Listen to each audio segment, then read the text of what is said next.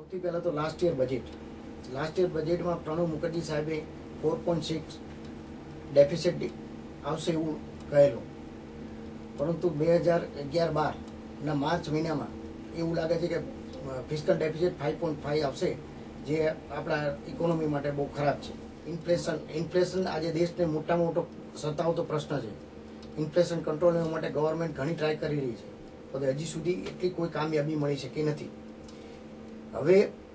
હવેનું budget 2012-13ના budget માટે મારું opinion એવું છે કે ગવર્મેન્ટે શેર બજારને ધબકતું રાખવા માટે કે શેર બજારનું ગ્રો કરવા માટે STTમાં 50%થી 40 to 50% રિલીફ આપવી જોઈએ, જેના કારણે શેર બજાર પોતાની ગતિ ઉપર પાછું આગળ ચાલી શકે.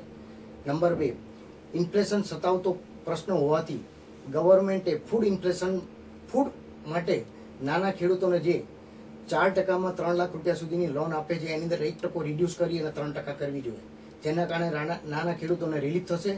એના હિસાબે એનું પોતાનું પ્રોડક્શન વધશે એટલે ઓટોમેટિક ફૂડ ઇન્ફ્લેશન એ બધા કંટ્રોલમાં આવી શકશે.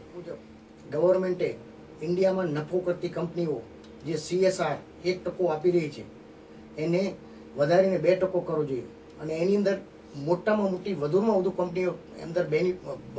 કંપનીઓ અંદર આવે, જેના કારણે એ પૈસા ગવર્મેન્ટ એજ્યુકેશન અને હોસ્પિટલાઇઝેશનમાં વાપરે તો નાનામાં નાના આમ આદમીને એની ઇફેક્ટ થઈ શકે છે.